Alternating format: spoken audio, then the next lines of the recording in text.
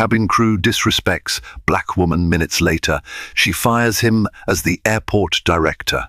On a humid summer afternoon at Hartsfield-Jackson Atlanta International Airport, a seemingly ordinary flight from Atlanta to Miami was preparing to board. Amid the throngs of travelers hustling to gate A32, one woman stood calmly, dressed in a simple linen jacket and jeans, her demeanor poised.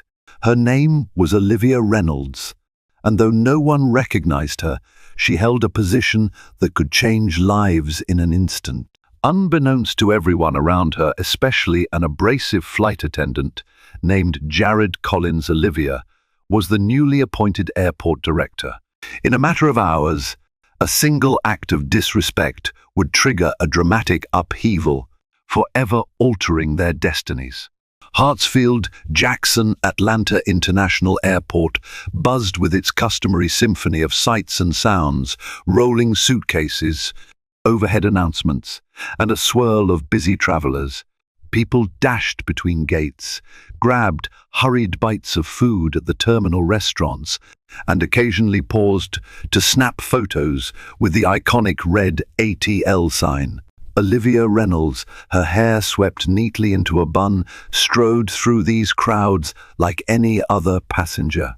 At 42, Olivia had recently been appointed director of Hartsfield-Jackson, a monumental achievement after 2 decades of dedication in aviation management. From her early days as an intern at a smaller regional airport, she'd persevered through everything from underfunded municipal expansions to corporate takeovers. She knew more about runway expansions, security policies, and baggage handling logistics than most people would learn in a lifetime. Yet, she wore her authority lightly.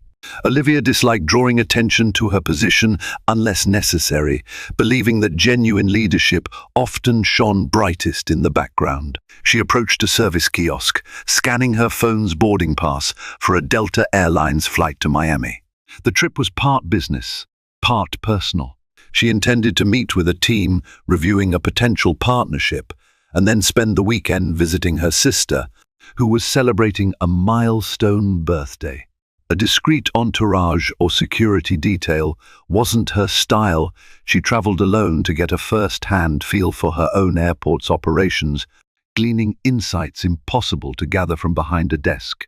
Standing in line for boarding, Olivia noticed a tall, sandy-haired flight attendant commanding attention as he chatted boisterously with a gate agent. He wore a crisp uniform, complete with navy slacks and a neatly pressed, short-sleeve shirt.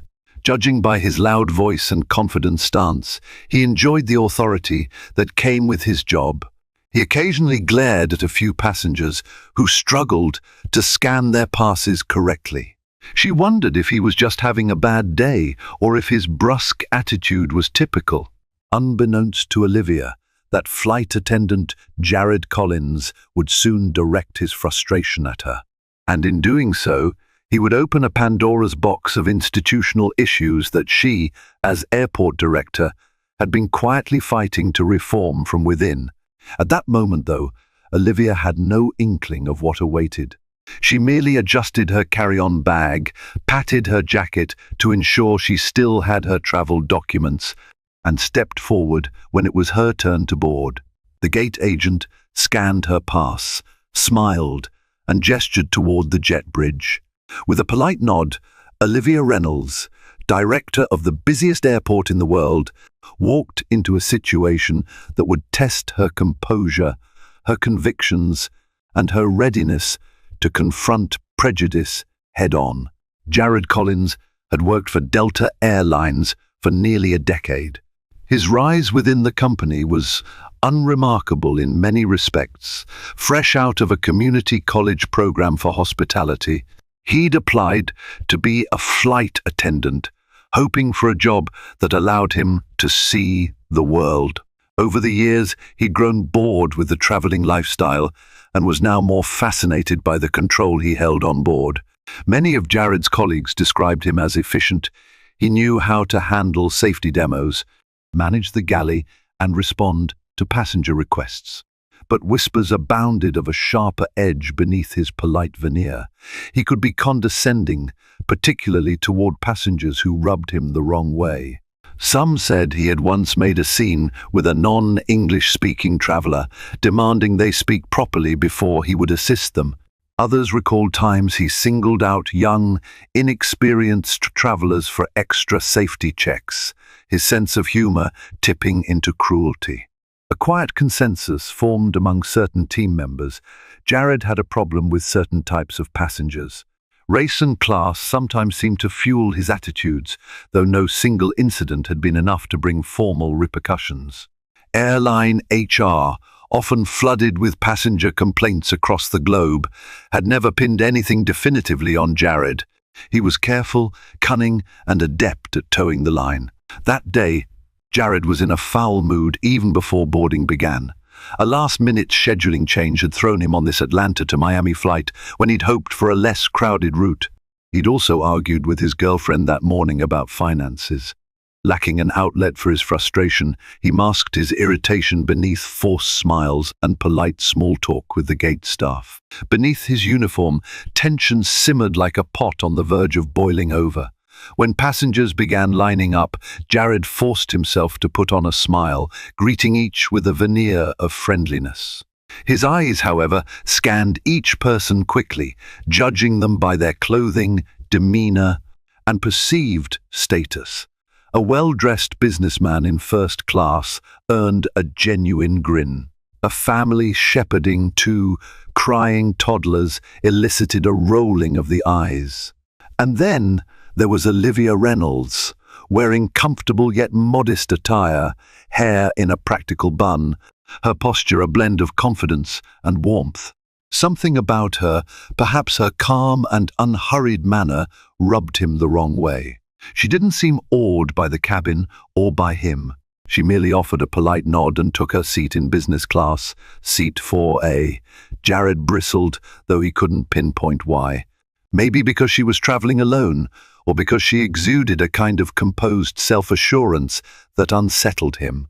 Little did he know that she was the one person in that plane who could drastically alter his career in a single stroke. Once the last passenger boarded, the door was sealed. The pilot's voice crackled over the intercom, greeting everyone and announcing a flight time of just under 2 hours to Miami. Flight attendants scrambled to finalize overhead bins, verify seatbelts, and demonstrate the safety protocols. Olivia calmly followed instructions, stowing her bag under the seat in front of her and fastening her seatbelt. She offered a friendly smile to the older man seated next to her, who nodded and returned the gesture. From her vantage point, she discreetly observed the flight crew. She occasionally did this to gauge how well airline staff adhered to standard procedures, since passenger experience affected the airport's reputation as well. Everything seemed fine at first. Shortly after takeoff, Jared strode down the aisle, conducting the usual checks. When he approached Olivia's row, he paused. The older man beside her asked politely for a blanket, explaining he was prone to chills at high altitudes. Jared offered a curt nod, promising to return with one. Then, almost as an afterthought, he eyed Olivia. "Ma'am, you look like you're traveling alone. Are you in the right seat?" he asked, glancing suspiciously at her business class seat. A flicker of confusion danced across Olivia's eyes. "Yes, seat 4A, she replied, her voice calm. She reached for her boarding pass in case he needed to see it. Jared gave a forced smile. "No problem, just making sure." He turned abruptly and continued toward the front of the cabin. Olivia shrugged off the odd exchange. Yet something about his tone grated at her. She'd heard it before, the quiet, insidious suspicion that a black woman in a premium seat might be there by mistake. She told herself not to jump to conclusions. Perhaps he truly was just confirming seat assignments. Still, she couldn't shake the nagging feeling that the next encounter would be more hostile if she didn't meet his unspoken expectations. During the drink service, Jared returned. He handed the older man a blanket, but never gave Olivia a chance to request anything. Instead, he shot her a perfunctory look that seemed almost dismissive, then moved on to the next row. Several passengers, including Olivia, exchanged puzzled glances. One woman across the aisle scowled in empathy, as though she had witnessed the subtle slight. For her part, Olivia decided not to make a scene. She had no desire to wave her authority around or brandish her title. She believed in handling conflicts through established channels whenever possible. Yet each passing minute chipped away at her patience. If Jared's disrespect continued, and especially if it escalated, she would not hesitate to address it, either through the airline's chain of command or, if necessary, as the airport's director.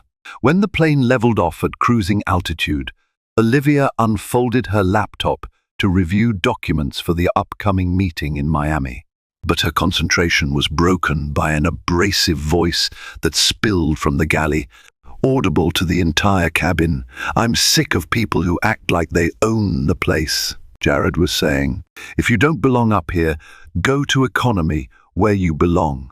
Olivia's blood ran cold. He hadn't mentioned names, but his voice carried an unmistakable hostility.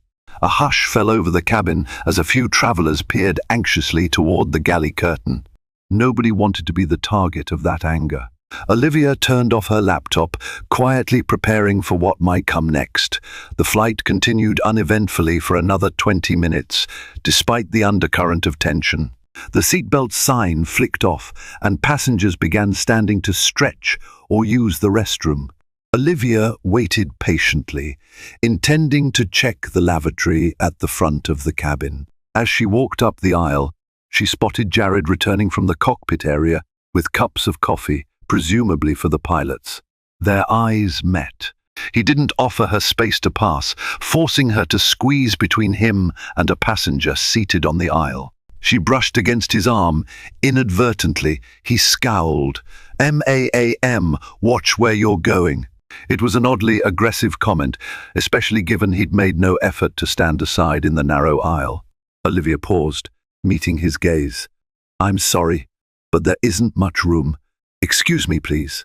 He exhaled loudly, his annoyance on full display. "Next time, wait for me to go by. You can use the lavatory in the back with the other economy passengers." A hush fell over the few travelers who overheard. Olivia's eyes widened. She was definitely in business class and had every right to use the forward lavatory. More importantly, the flight attendant's tone was condescending and borderline discriminatory. "I'm seated in business," she said, a voice carefully measured. "I have the right to use the facilities here." Jared's lips curled into a mocking half-smile. "Yeah? I see that seat assignment, but are you actually ticketed, or is it some kind of courtesy upgrade?" The sharp insinuation stung. Olivia took a steadying breath. "I purchased this seat, officer." She used the formal term for a flight attendant officer, hoping it might remind him of the professionalism he was supposed to display. His face reddened, whether from being corrected or from some deeper bias.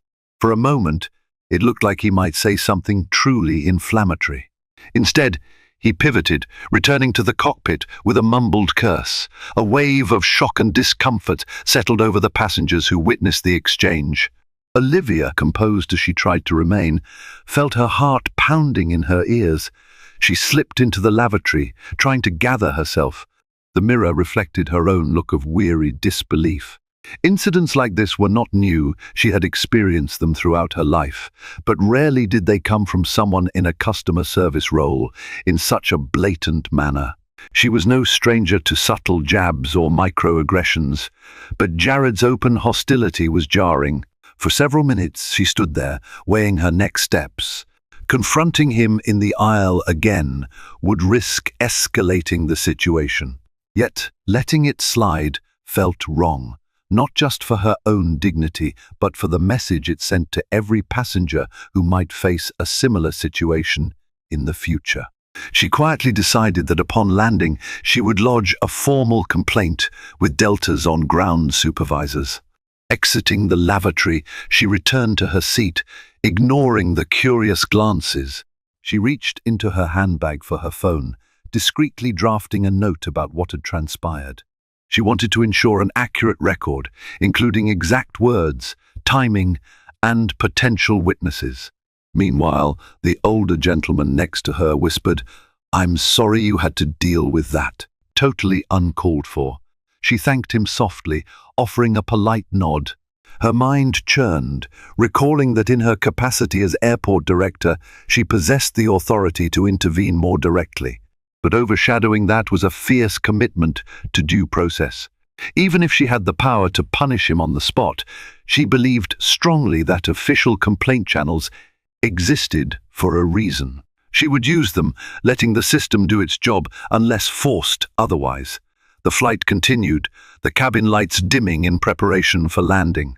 Olivia tried to refocus on her laptop, but each time Jared passed by, she felt the weight of his glare. In the quiet hum of altitude, the stage was set for a confrontation that would shake Jared's world far more than he could imagine. While Olivia waited to land, her thoughts drifted to the massive responsibilities awaiting her back at Atlanta's airport. Even though she was traveling to Miami, daily operations at Hartsfield-Jackson never stopped. Her phone buzzed with status updates from the control tower, terminal managers and city officials. Over the past year, she'd been leading an ambitious expansion project to alleviate congestion. New terminals, improved baggage systems, advanced security protocols, she oversaw it all. The role demanded constant vigilance, from monitoring flight schedules to ensuring compliance with federal aviation regulations. She was well aware that each choice she made could impact thousands of employees and millions of travelers. But ironically, in this moment, none of that shielded her from Jared's hostility. She was simply another passenger being subjected to prejudice. The fact that she was the top official at the very airport he used daily made the situation as surreal as it was infuriating. Mid-flight, she received an email from her deputy director, Chandler Moore, detailing an issue with runway maintenance schedules. She typed a quick response, her phone discreetly set to airplane mode so no signal was transmitted. She used offline mode to write the reply, which would send automatically upon landing. The matter was pressing, but not so urgent that it overshadowed the tension with Jared. Over the years, she had cultivated a principle: never let personal affronts derail the work of ensuring the airport's smooth operation. That principle would guide her once again, but she also understood that ignoring or dismissing blatant disrespect could embolden those who believed they could mistreat people with impunity. It was a delicate balance. As the pilot announced the start of descent, flight attendants prepared the cabin. Jared busied himself collecting trash, instructing passengers to stow tray tables, and ensuring seatbelts were fastened.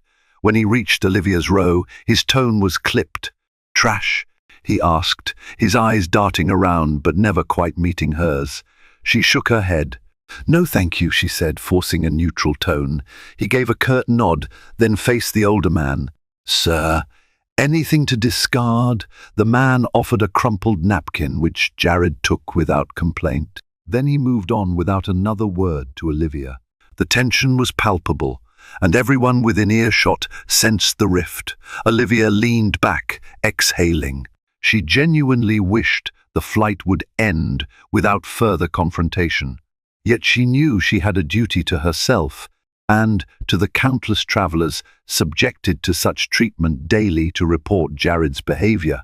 She mentally rehearsed the steps. Speak to the gate manager upon arrival, file a complaint. Only then would she consider whether her official capacity required more direct action. Outside the window, the dazzling lights of Miami came into view as the plane descended.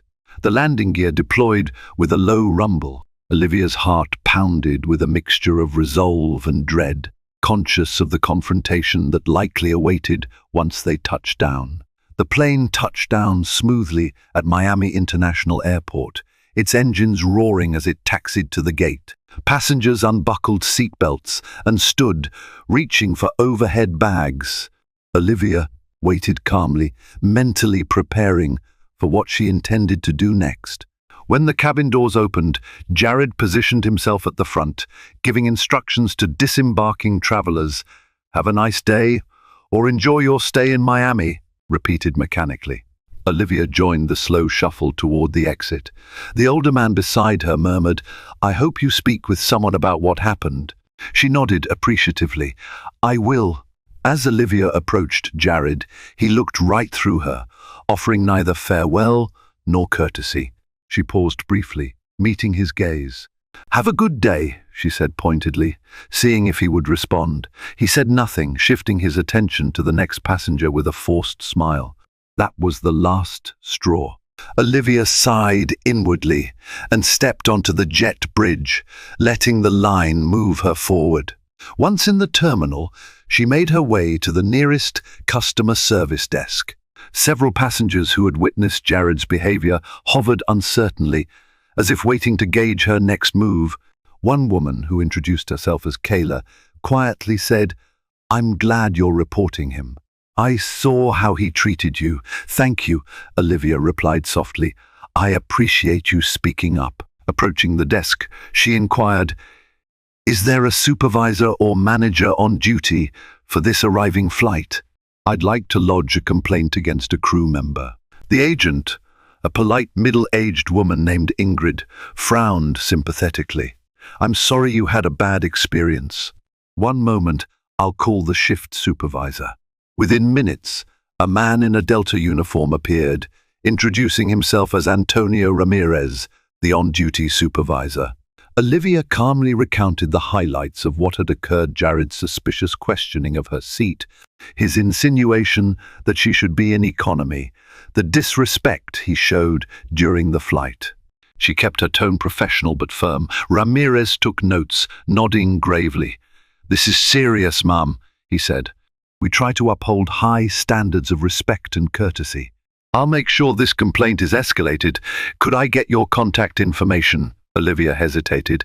She could provide her personal email, or she could hand over her business card, identifying her as the director of Hartsfield-Jackson. The latter would dramatically change the tone of this conversation. Ultimately, she decided to keep her job title discreet, at least for the moment. She wrote down her phone number and personal email, ensuring she would remain reachable. "Thank you," she said to Ramirez. "I'll await an update on this matter." Before turning away, she added, "I'd also like to speak with Jared directly." "If that's permissible." Ramirez's eyes widened. "Certainly, though he's still on the aircraft finishing post-flight duties. You can wait here if you like, or I can send for him after he's done." "I'll wait," Olivia answered, her heart pounding. Part of her felt anxious about confronting him so soon, but she also wanted to see his reaction when he realized the magnitude of his misstep. While she hadn't yet revealed she was an airport director, she suspected her calm, formal approach might already signal that she wasn't just any passenger. After about 10 minutes, Jared emerged from the jet bridge, carrying his flight bag. He spotted Ramirez, then noticed Olivia standing nearby. His expression flickered from surprise to annoyance. Clearly, he hadn't expected her to stick around and lodge an immediate complaint. Ramirez beckoned him over. "Jared, this passenger has lodged a formal complaint. We need to discuss it." Jared shot Olivia an incredulous look, then forced a tight smile. "Sure, let's talk." He glanced at the line of travelers behind them, many from the same flight. A few were openly watching. His bravado faltered in the face of the public scrutiny. Little did he know, the biggest shock was yet to come. Ramirez guided Olivia and Jared to a small, glass-walled meeting room near the customer service desk. The space was cramped, meant for quick interviews or private resolution of minor issues. Olivia took a seat, her posture impeccably straight, while Jared slumped in a chair opposite her, eyes darting around. Ramirez stood, arms folded. "Jared, this passenger miss." Reynolds has reported discriminatory and disrespectful treatment.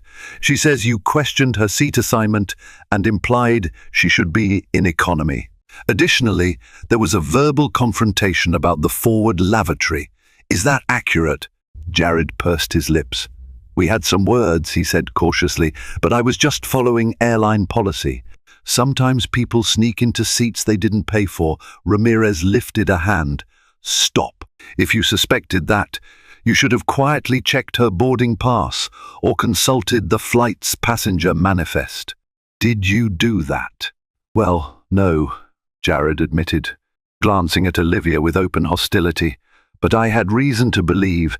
Olivia exhaled slowly. What reason? Because I'm a black woman traveling alone in business class? Her words hung in the air, the accusation stark and unyielding. Jared looked as if he'd swallowed a lemon. I never said that, he muttered. But your attitude said plenty, Olivia replied, maintaining her composure. In my years of flying, I've rarely encountered such blatant disrespect from a flight attendant. And I assure you, Mr.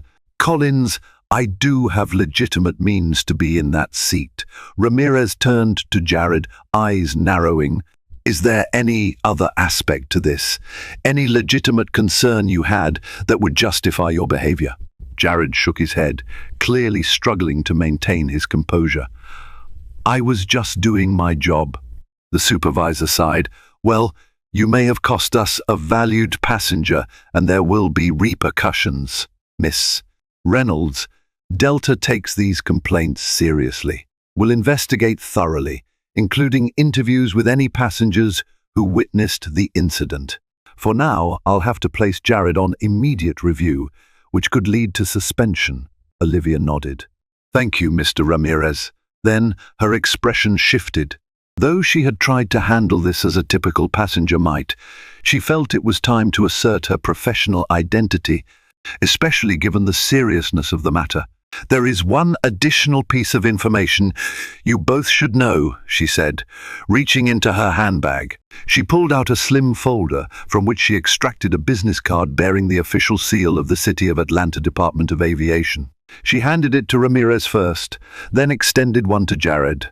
I'm Olivia Reynolds, the newly appointed director at Hartsfield-Jackson Atlanta International Airport. Ramirez's eyes widened, flicking between the card and Olivia's poised expression.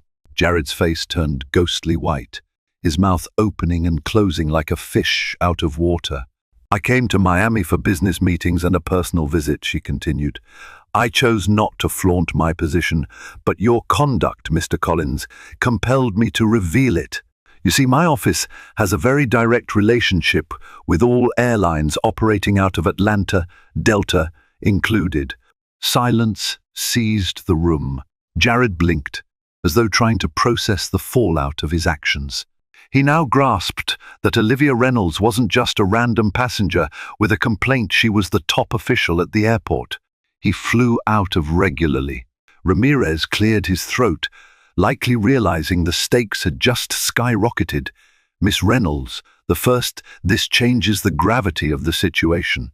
Delta values our partnership with Hartsfield-Jackson, and we certainly don't condone discriminatory treatment by our staff. Olivia nodded. I appreciate that.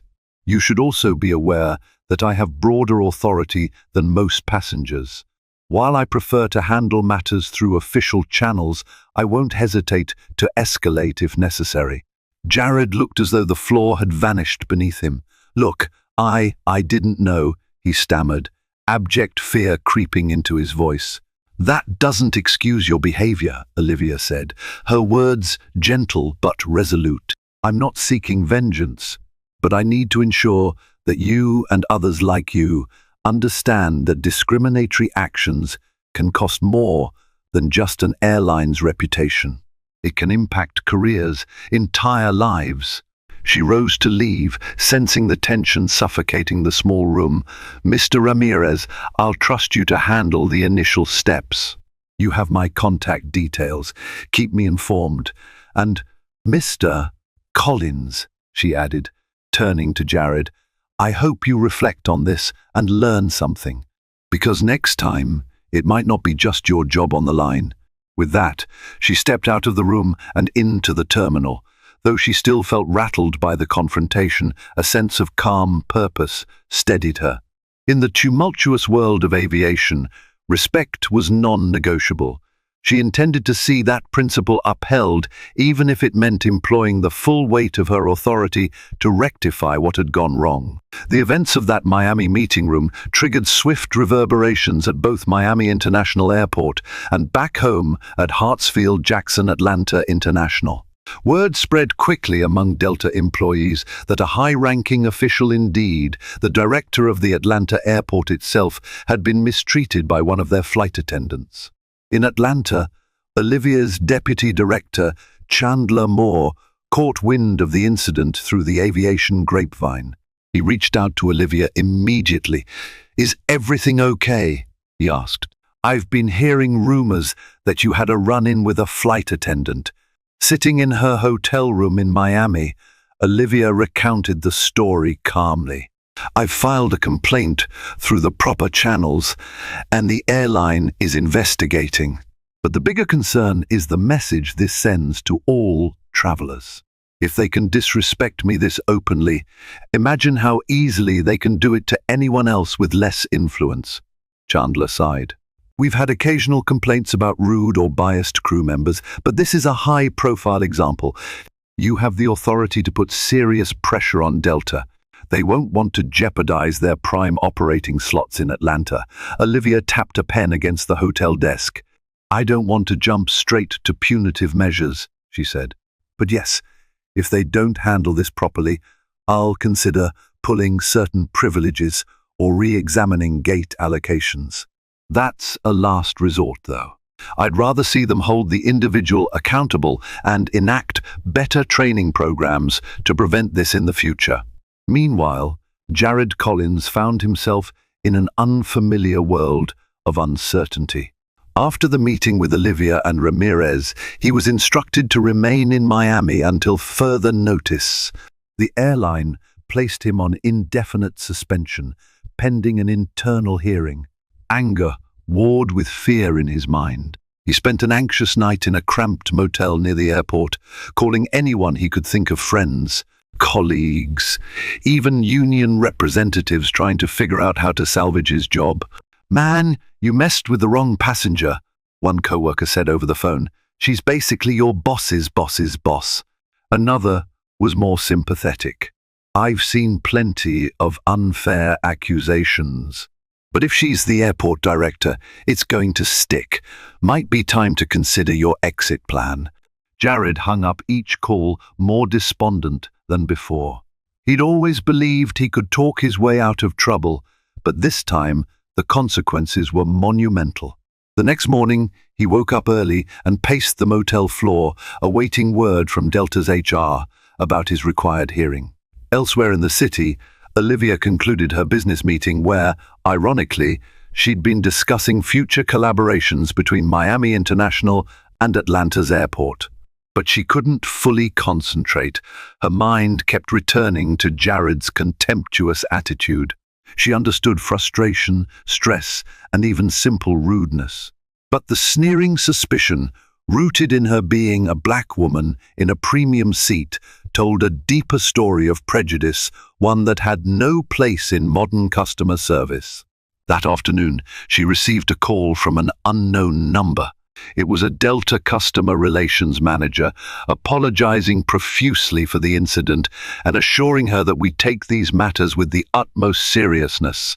Olivia thanked them politely, but made it clear she expected concrete action, not just words. She also reminded them that she was not seeking personal gain. She merely wanted to ensure no other passenger endured similar treatment. As the day wore on, the tension spanned 2 airports and 2 states. Jared braced for the worst, while Olivia weighed how far she should push the issue if Delta's response proved insufficient. Beneath all the corporate statements and formal complaints lay a singular, simple truth. No passenger, under any circumstance, deserved to be treated as though they didn't belong. Back in Atlanta, Delta's corporate HQ hummed with activity as senior HR officials Legal advisors and public relations teams gathered to address the situation. While flight attendants faced complaints regularly, none had involved the director of Hartsfield-Jackson, a crucial partner airport. This was no small infraction.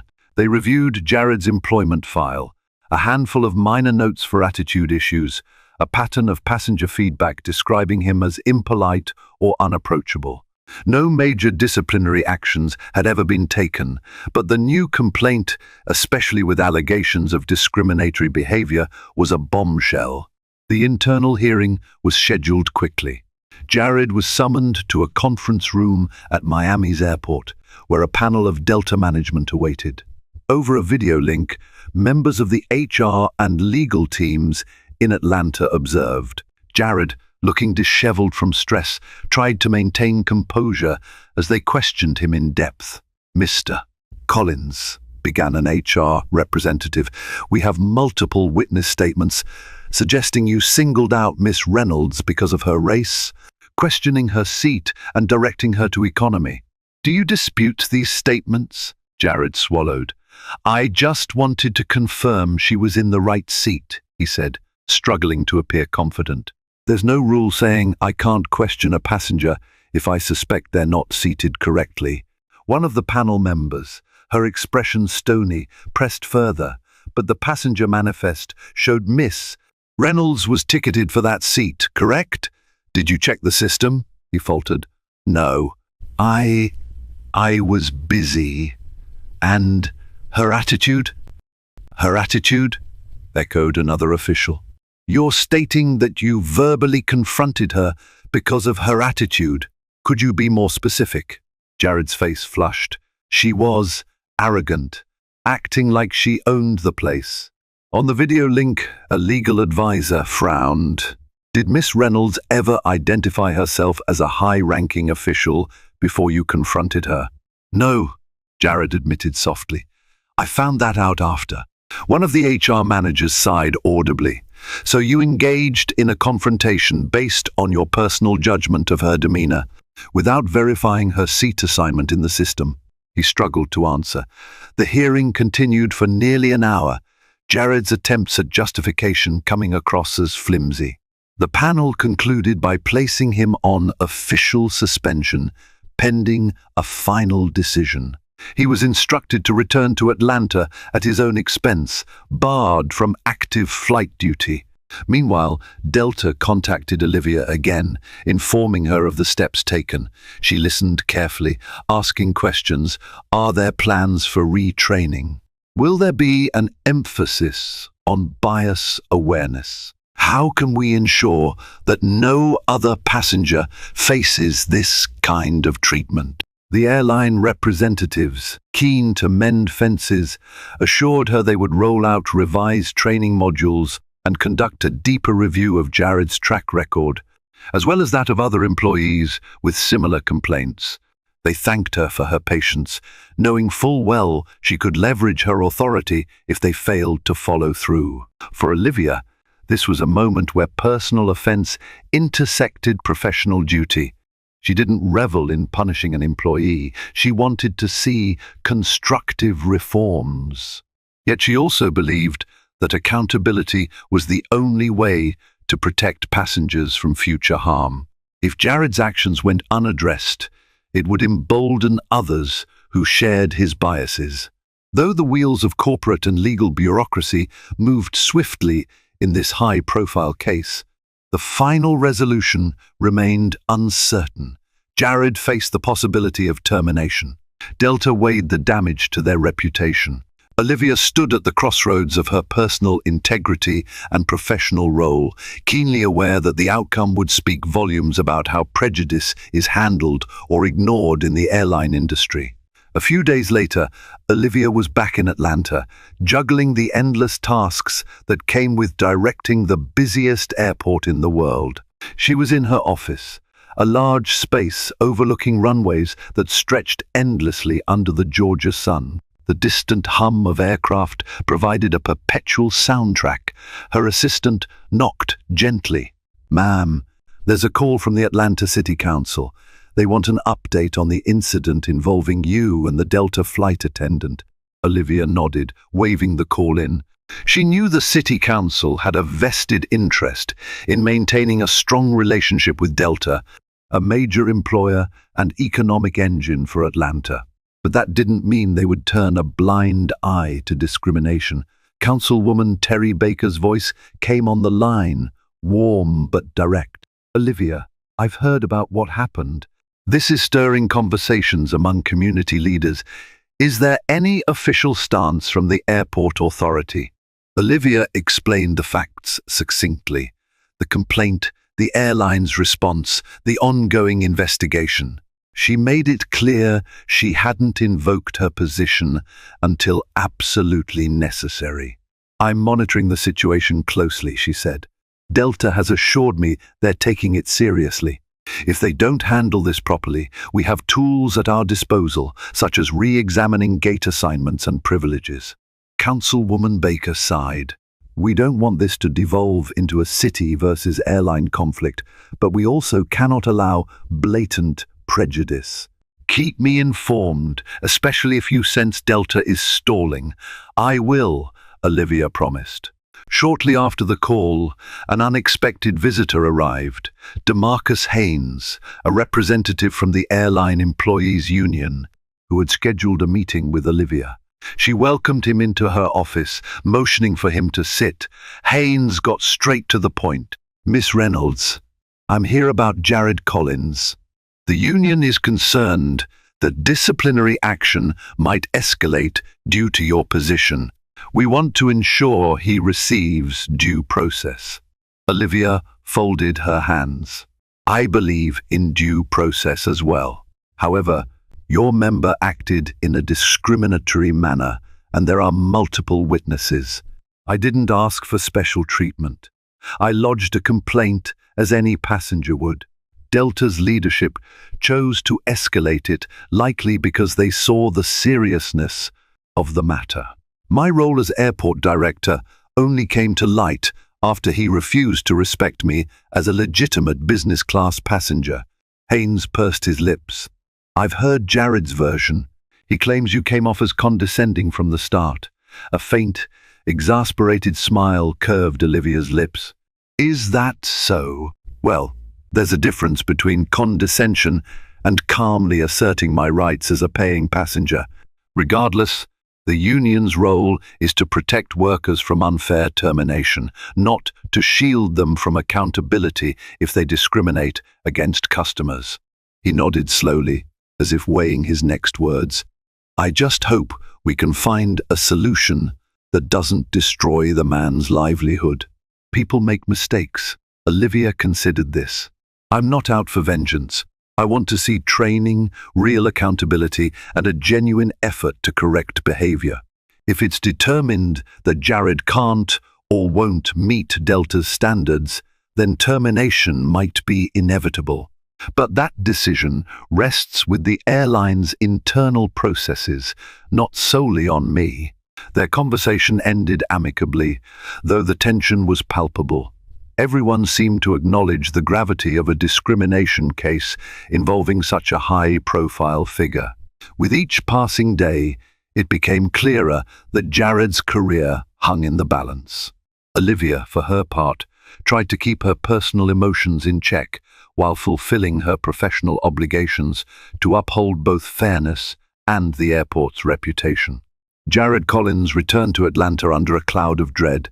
The airline had summoned him for a final hearing. Delta's management, in consultation with the legal team, had reviewed his entire record and the testimonies from passengers who had witnessed his behavior toward Olivia. The evidence was damning. On a sweltering afternoon, Jared walked into Delta's corporate headquarters near the airport. He wore his best suit, hoping to project seriousness. Nervous sweat dotted his forehead as he checked in at the reception. After a short wait, he was led to a sterile conference room where 3 airline officials sat at a large table. Mr. Collins, said a grey-haired man with the title of Vice President of In-Flight Services, we've reviewed all materials regarding your conduct on Flight 1472 from Atlanta to Miami. This meeting is to communicate our final decision. Jared swallowed hard. Yes, sir. The VP continued, based on multiple witness statements and your documented pattern of rudeness to passengers, including allegations of bias, we've decided to terminate your employment with Delta Airlines, effective immediately. For a moment, Jared's ears buzzed. His worst fear had come to pass. Terminate, he echoed, voice barely above a whisper. I can't believe this. I've been with Delta for 10 years. A woman on the panel, her expression grim, responded, length of service does not excuse discriminatory behavior. We're aware you met with Miss Olivia Reynolds, who's the director at Hartsfield-Jackson. Her complaint was thoroughly investigated, and we confirmed that you singled her out, questioned her seat without proper verification, and made disparaging remarks. This is not the first time we've received negative feedback on your attitude. Jared sank into the chair, shock cascading through him. Can't I be put on probation, retraining, something less drastic? The VP leaned forward, clasping his hands. If this were your first offense, or if the evidence were less clear, we might consider it. But we have established a pattern of behavior incompatible with our standards. We must show zero tolerance for discrimination. As of now, you're relieved of all duties. Security will escort you to collect your personal items. An emptiness yawned inside Jared.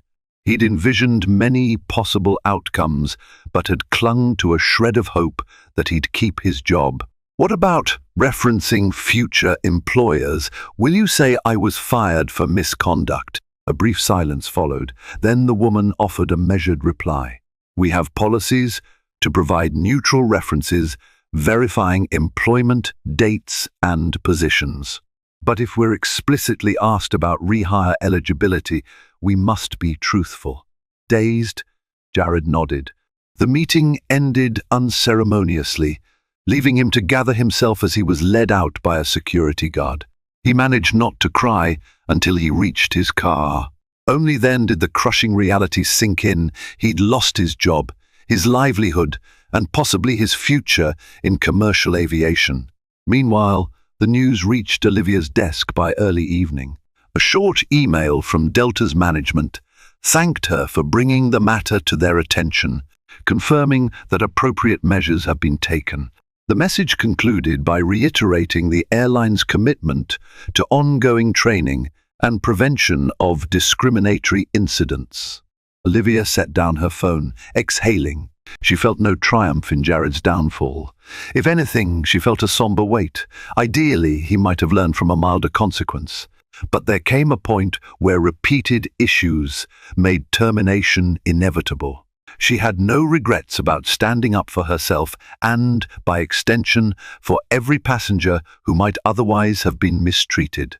And so it was that Jared Collins found himself out of a job, a cautionary tale in the aviation circles of Atlanta. Hard karma had indeed arrived, swift and unforgiving. Yet whether he would learn from it or let bitterness consume him remained to be seen. Days turned into a week after Jared's termination. Delta's management circulated a memo to flight crews emphasizing their zero-tolerance policy for discriminatory conduct and reinforcing training on bias and professionalism. Olivia received a copy of this memo, along with a request for feedback about potential joint initiatives between the airport and the airline. She found hope in the possibility of positive, systematic change. Back at Hartsfield-Jackson, life resumed its dizzying pace. Olivia juggled runway expansions, negotiations with retail vendors, and security audits. Though her schedule brimmed, she made time for smaller gestures like greeting a group of new ground staff or personally thanking janitorial teams for their tireless efforts. One morning, a TSA officer approached her in the main terminal. "Ma'am, I just wanted to say, we all heard about what you did, standing up to that flight attendant," the officer said quietly. "It means a lot. We see microaggressions all the time, and it's good to know people at the top actually care. Olivia was touched. We all need to do our part. Thank you for the work you do. She hadn't sought to become a public figure for anti-discrimination, but the story had spread through internal staff channels, fueling quiet admiration among employees who often dealt with similar tensions. The stance she took signaled a leadership approach that valued dignity for everyone, from travelers to frontline workers. Meanwhile, Jared Collins spent his days combing through job listings, grappling with the reality that few airlines would consider an application from a flight attendant fired for misconduct. He even considered a career change, maybe hospitality, outside the aviation sector, though that too would likely request references. He debated reaching out to Olivia directly to apologize. A part of him resented her, blaming her for his downfall, but deep down he realized the blame lay in his own actions, his pattern of hostility, the bias he refused to acknowledge. For the first time, he wondered if his bitterness and sense of entitlement had been festering for years, leading him to lash out at passengers like Olivia, who exuded quiet confidence. At night, alone in his studio apartment, he replayed the confrontation in his mind. He saw how easily he could have handled it differently, checking her boarding pass discreetly, offering an apology if he was mistaken, or simply not making assumptions about who belonged in business class. Though regret gnawed at him, he wasn't sure how to channel that into a meaningful personal transformation. And so, while Olivia moved forward with her responsibilities, forging alliances with airlines and city officials, Jared found himself at a crossroads of self-reflection. Whether he would learn or spiral remained uncertain. Yet one truth was undeniable. His downfall had sent a clear message across the aviation community: discrimination, no matter how subtle or overt, could carry a severe price. A month after the incident, Olivia was wrapping up another jam-packed day. She closed the last file on her desk, the overhead lights of the office casting a warm glow across the stacks of paperwork and binders. She considered calling it a night, but then remembered an email that had come in earlier from a colleague in the HR department of Hartsfield-Jackson. Intrigued, she opened the message to find a note explaining that Jared Collins had requested a meeting with her. He was not employed by the airport, but as a private citizen, he wished to apologize in person and discuss the possibility of future opportunities. The email carried no endorsement, just the raw request, forwarded by staff unsure how to handle it. Olivia reread the lines, her emotions mixed. Part of her felt no obligation to meet him. He had disrespected her, faced the consequences, and she'd moved on. But another part, the empathetic side that believed in growth, wondered if this might be a chance for closure, perhaps even redemption for him. She tapped a thoughtful reply. "Let Mr. Collins know I'll schedule 30 minutes next Tuesday at 3 p.m. in my office. This is strictly a courtesy meeting. Olivia Reynolds."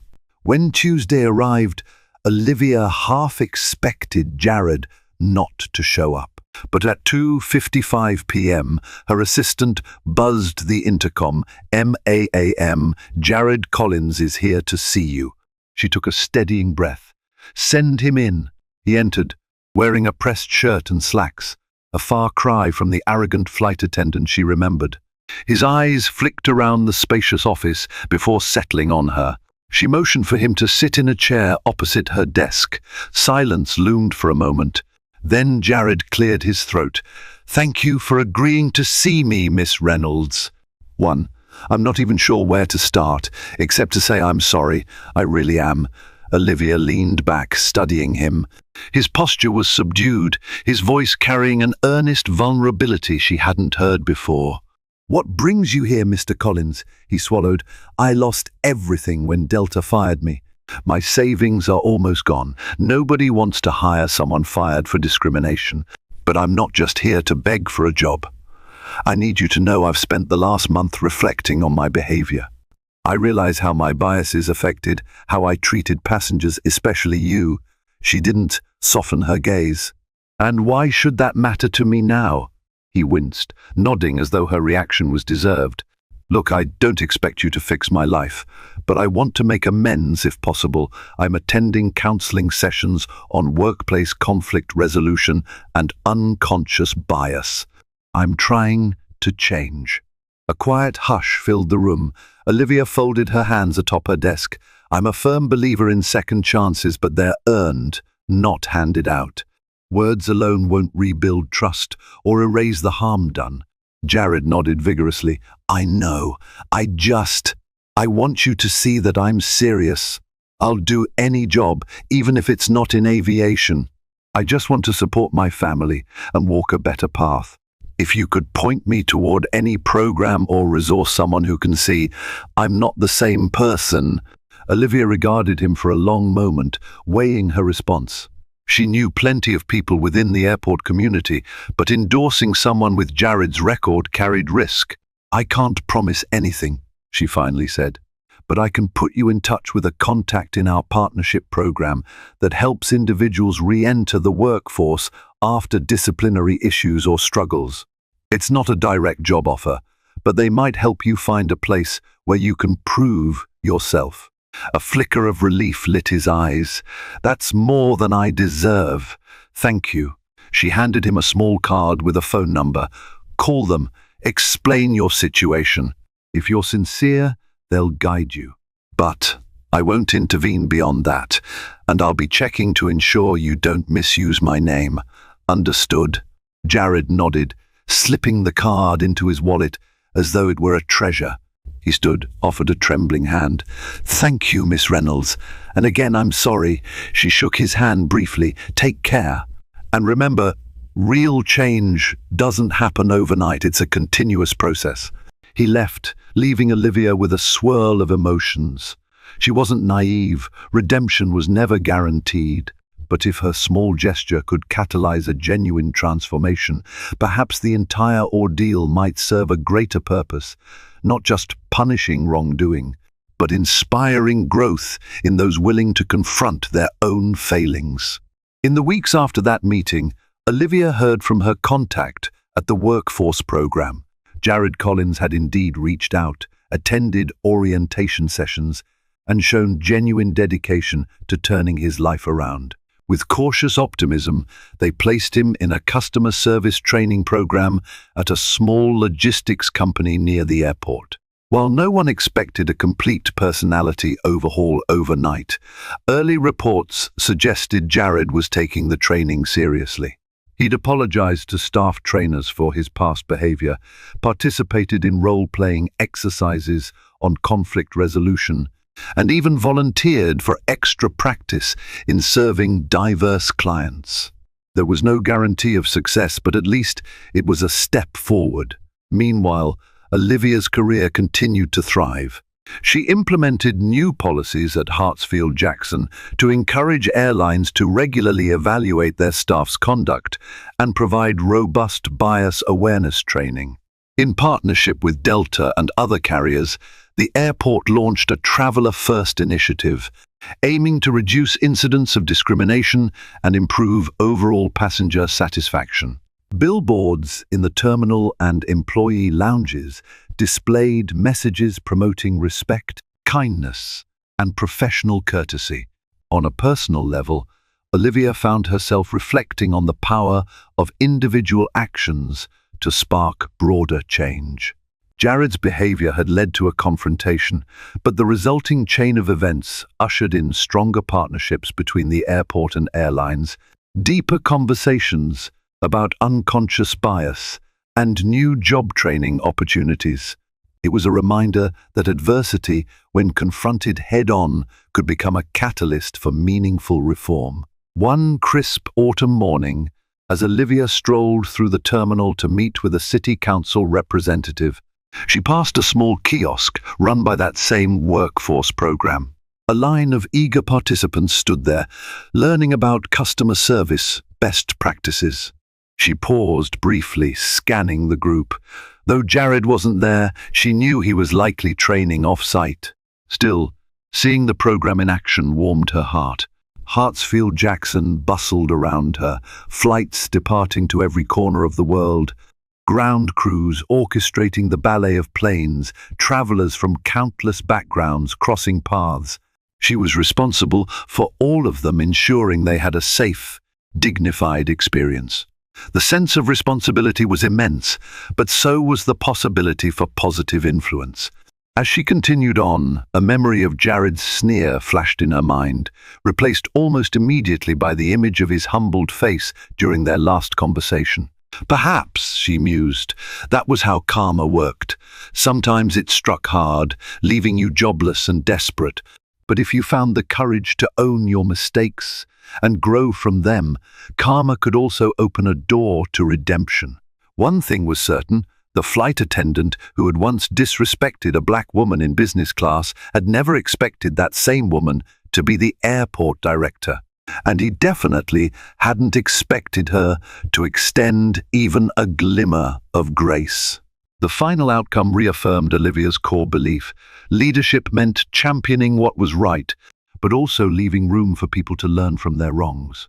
Thus, in the busiest airport in the world, life soared on jets, people, stories, and second chances, all converging under the watchful guidance of a leader who understood that justice and compassion could coexist to transform even the ugliest confrontation into a path of renewal. Thank you for joining us on this rollercoaster tale of misjudgment, hidden authority, and eventual redemption. From the moment flight attendant Jared Collins confronted Olivia Reynolds, unaware that she was the director of Hartsfield-Jackson Atlanta International Airport, we witnessed how prejudice can swiftly unravel a career. Yet through Olivia's composure and unwavering commitment to fair play, the confrontation opened doors for deeper conversations about respect and equality in air travel. Jared paid the price for his actions, but a spark of atonement offered him a chance to rebuild. If this story resonates with you, please like, share, and subscribe to our channel for more powerful narratives that challenge assumptions and inspire growth.